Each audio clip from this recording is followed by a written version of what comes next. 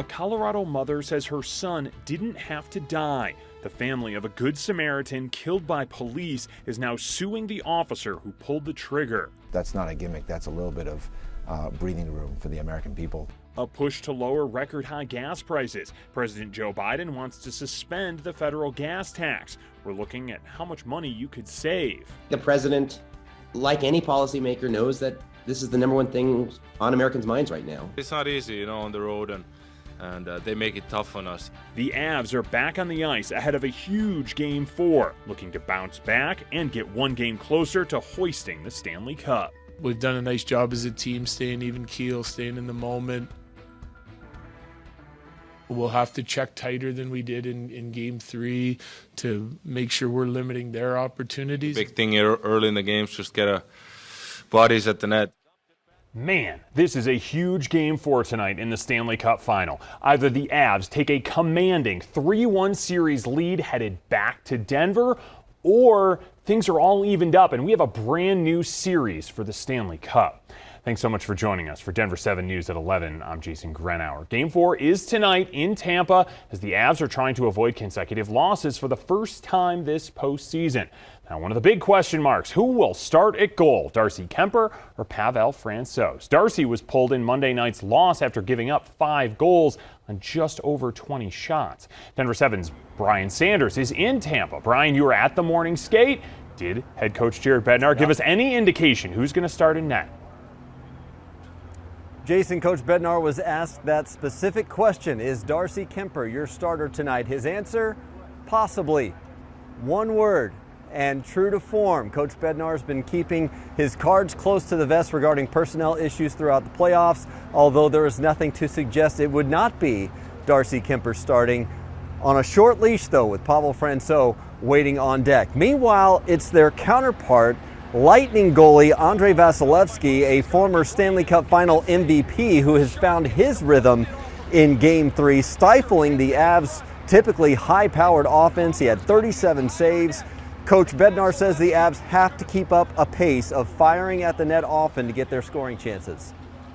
I think our team's done a nice job, for the entire season of trying to get into the interior of the ice to create quality chances, mixing that in with, shooting mentality and sending guys to the net. Feel like we have a pretty balanced attack, both off the rush and in the offensive zone, power play as well. And I don't think it really changes. I think, like I said, if you're playing a hot goalie, you have to make sure you're getting quality looks. And you have to factor Nate McKinnon into that conversation. He was the Avs' highest scoring player this season.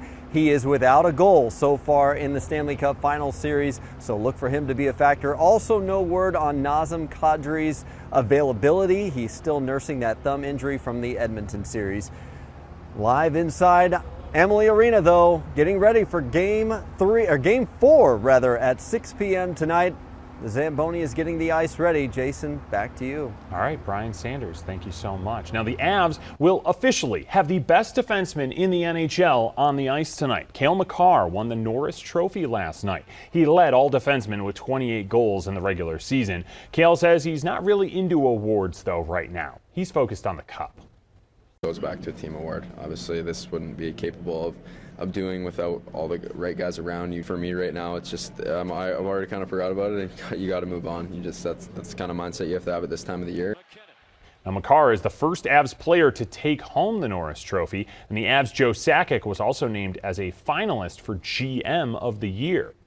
Now, there are watch parties for tonight's game. Gates open to the party at the Tivoli Quad at 4 o'clock tonight. If you want to watch the game at Ball Arena, you're out of luck. That watch party is already sold out. It's PA announcer, music, our hosts are here. We have a ton of giveaways going. We want to make it feel like an Avalanche home game.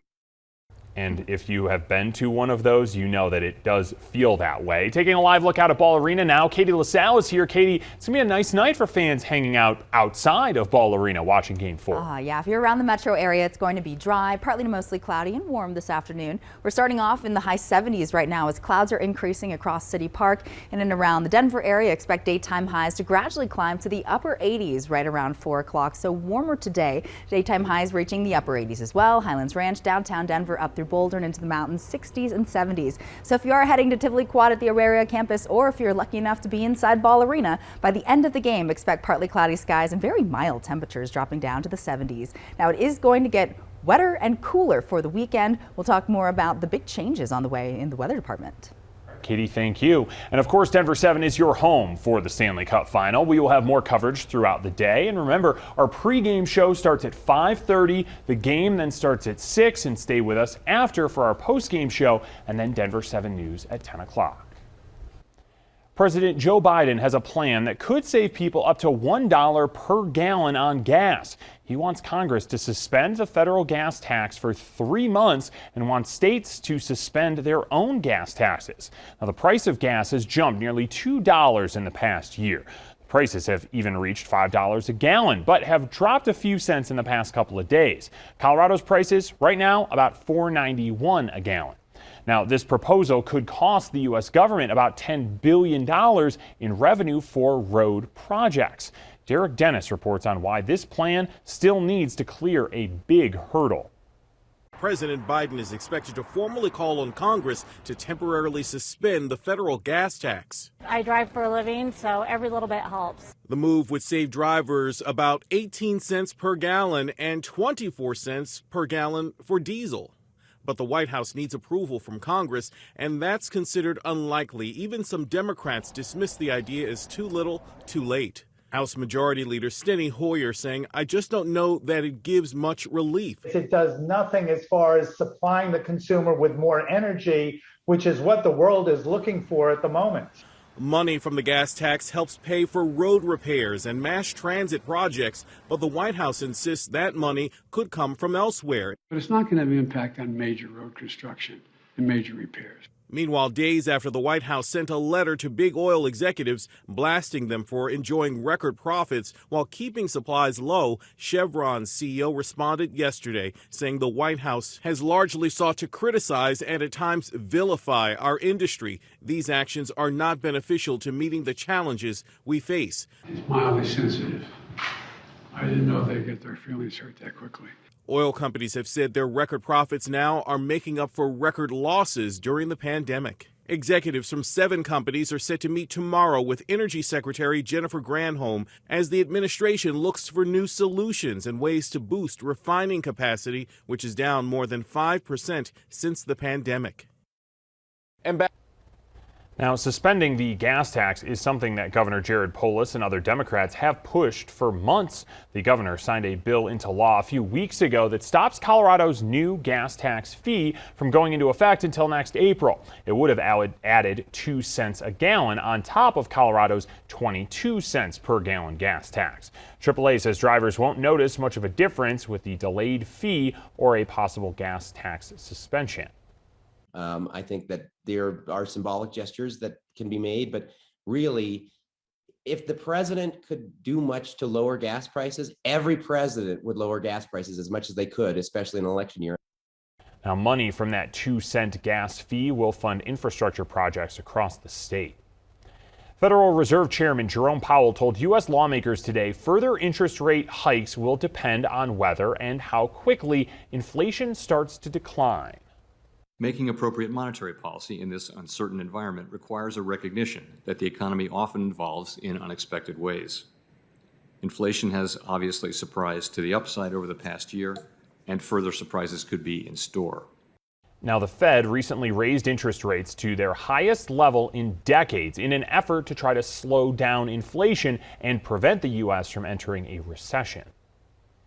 Well, the family of Arvada shooting victim Johnny Hurley is suing Arvada police over his death. Hurley was shot and killed by police in a shooting in Old Town Arvada last year. Johnny Hurley's mother says her son died needlessly. The lawsuit claims the officer who killed her son did not verify if he was in fact the threat, nor did the officer identify himself before shooting Hurley from behind. Johnny Hurley has been praised for his heroics that day, running to where a shooter killed police officer Gordon Beasley and taking out that shooter. An internal police review concluded the officer who shot Hurley acted within department policy. Prosecutors did not bring charges in that case. A Nebraska man has pleaded guilty to making death threats on social media to Colorado Secretary of State Jenna Griswold. Officials say this is the first plea obtained by a federal task force devoted to protecting election workers across the U.S. The man faces up to 2 years in prison. Denver elections officials are reminding voters to avoid waiting until the last minute to return mail-in ballots ahead of Tuesday's primary. They say too many last-minute ballots could mean a multi-day count, like what happened back in 2020. Now, the deadline to mail your ballots has already passed, so you will have to drop them off or vote in person. U.S. lawmakers are moving forward on what's being called a breakthrough bill. Still ahead, we're taking a look at the legislation that would enforce stricter gun laws.